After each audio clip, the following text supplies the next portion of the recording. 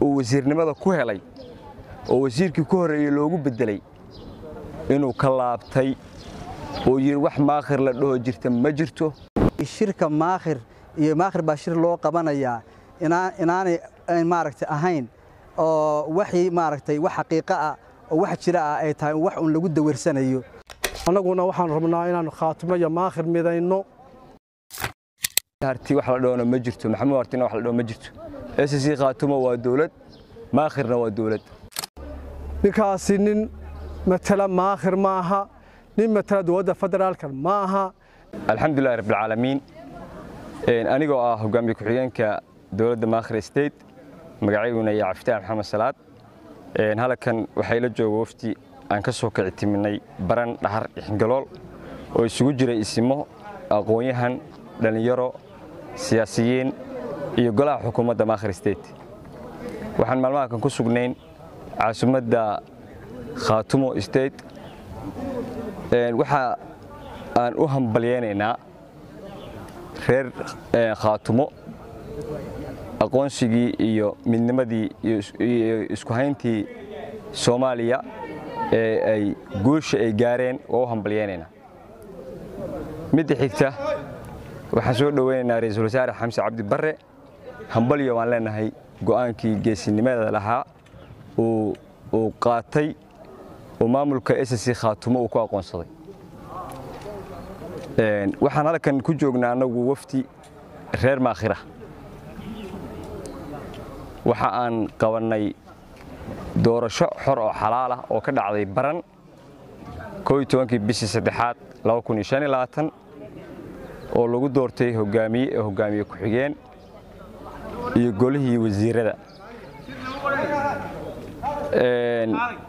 waxaan dawladda federaalka ugu matalayay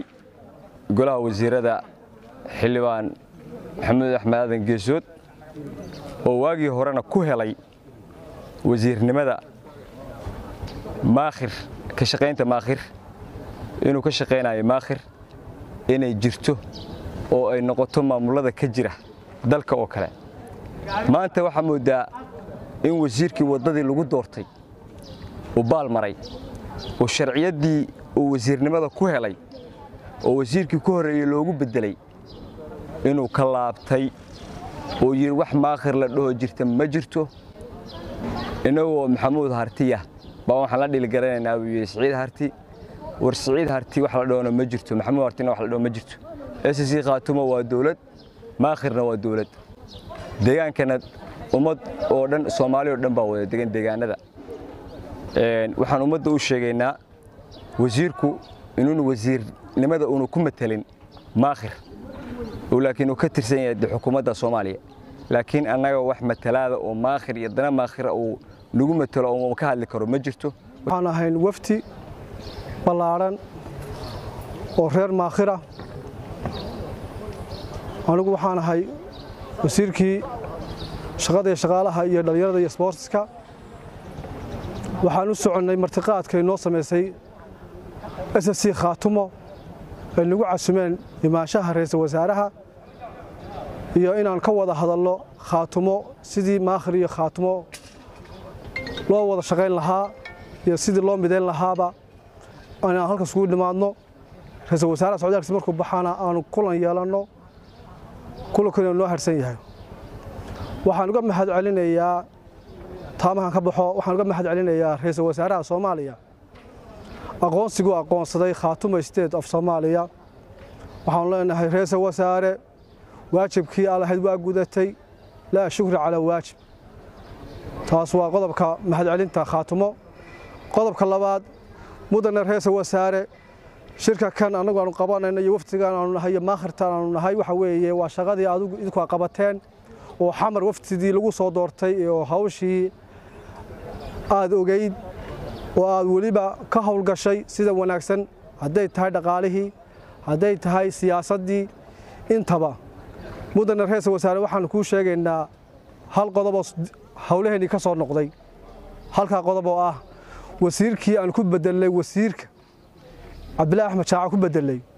wasiirka ganacsiga geesood oo xildhibaanna ah oo maakhir ku yimi shaqada uu hayaa waa shaqo ka soo horjeeda golaha wasiirada waa shaqo ka soo horjeeda xukuumaddaada waa shaqo ka soo horjeeda arrinkaaga iyo bolisigaaga ka soo horjeeda ayuu ku socdaa sababta keentay shirka jaraadka inaanu qabanno waxa ay tahay waxa weeye qodobka inaan kuu sheegno ra'iisul wasaare waanu ka maarmin weynay muddana waan xuraansanaynay inuu ka soo noqdo waa ka soo noqon waayey mudana ra'iisul wasaare waxaan ku celinayaa mar labaad iyo mar saddexaadba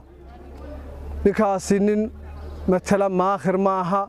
nin matala dowladda federaalka maaha nin shaqadii xukuumadda federaalka u idmatay inay qabato dalku waa federaal in federalism kala daadajiyo oo shaqada la qabto oo lagu dhiirado 20 sano isdaba joognay in shaqada la qabto ra'iisul wasaare ku dhiiratay shaqadii uu ka soo horjeestay wasiirkayagii reer maakhir ahaa wuxuuna leeyahay maakhir meesha ha laga saaro taas waa qodob halkaas ayay taa kaga tagayaa tan labaad waxaan rabnaa aan ku soo koobayaa way tahay waxa weeye inaanu u mahad celinno ra'iisul wasaaraha iyo xukuumaddiisaba shaqada ay qabteen iyo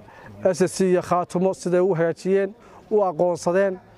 waxaan uga mahad celinaa mar labaad iyo mar saddexaad baa shaqo fiican baad qabateen annaguna waxaan rabnaa inaan Khaatumo iyo maakhir midayno oo inta shaqada noo harsan maadaama la aqoonsaday Khaatumo inaan dhamaystirno ayaan u joogaynaa bishii waa 14 Abriil 2025 waxaan joognaa caasimadda midnimada iyo wadajirka Soomaaliyeed caasimadana u ah maamulka SSC Khaatumo ee Laascaanood ayaan joognaa waxa iga horeeyay hogaamiye ku-xigeenkii maamulka Maakhir State iyo wasiirkii shaqada iyo dhalinyarada iyo ciyaaraha iyaga ayaa ka hadlay mowduucii ugu muhiimsanaa aniguna in yar ayaan ku darayaa waxaan ku darayaa laba qodob oo ah in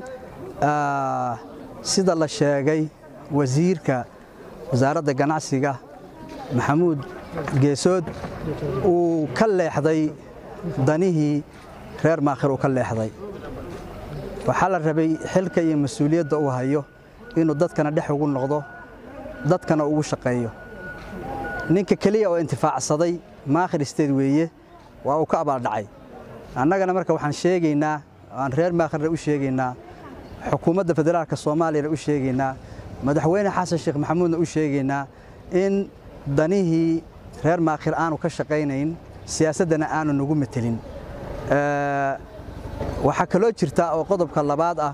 dowladda federaalka Soomaaliya dhaqaale ayaa laga soo qaaday in shir maakhir lagu dhisayo lagu qabanayo gobolada maakhir lagu qabanayo dhaqaalihii meel kale ayuu u leexday shaqo kale ayaa lagu qabtay siyaasado kale ayaa lagu fashaday dana kale ayaa lagu fashaday in misla mar kale oo la yiraahdo dowladda federaalka loogu tago oo la yiraahdo waxa la qaban doonaa shir kale arintaas waxaan rabnaa inaan dowladda federaalka u cadeyno inaanay shirka maakhir iyo maakhir baa shir loo qabanayaa inaanay maaragtay ahayn oo wixii maaragtay wax xaqiiqo ah oo wax jira ah ay tahay wax un lagu dawarsanayo oo dana kale lagu fushanayo in ay tahay oo lagu fashilinayo yani processka socda iyo nidaamka socda iyo dawlad goboleedka yani isku darka maakhir iyo SSC Khaatumo lagu hagardaamaynayo sida awgeed maamulka maakhir waa taagan yahay hoggaan buu leeyahay isaga siyaasadda metelaya siyaasadana isaga ka hadlaya shacabka reer maakhirna isaga ayaa ku metelaya Maxamuud Axmed Aadan Geesood wasiirka ganacsiga ahna xildhibaanka cidina ma nabca laakiin islaantii waxay tiri cunad manicine cawraan arkay yarku cawru noqday wuxuu cawro ku noqday danihii reer maakhir wuxuu cawro ku noqday mas'uuliyadiisii buu cawro ku noqday wuxuu cawro ku noqday yani danihii dadka ayuu cawro ku noqday cimaamadiisiina cid kale ayuu saaray iyo koofiyadiisii uu saaray isaga ayaana sida halkaana yani haduu dan mooday waa inuu arkaa dantaas iyo meesha uu maray raganimadiisii iyo koofiyadiisii inuu cid kale u dhiibto haduu dan mooday anagu saas ayaanu dadka u sheegaynaa waxaan ra'iisul wasaare waad ku mahadsan tahay socodkaaga taariikhiga ah waad ku mahadsan tahay aqoonsiga aad aqoonsatay maamulka Khaatumo State Khaatumo State-na waa ku mahadsan tahay inay Soomaali marti geliso inay muujiso yani capacity-ga inta la eg inay muujiso dawladnimada iyo kala dambeynta nabadda iyo maaragtay horumarka inay muujiso inay difaacdo midnimada iyo wadajirka Soomaaliyeed aad iyo aad baa u salaamantii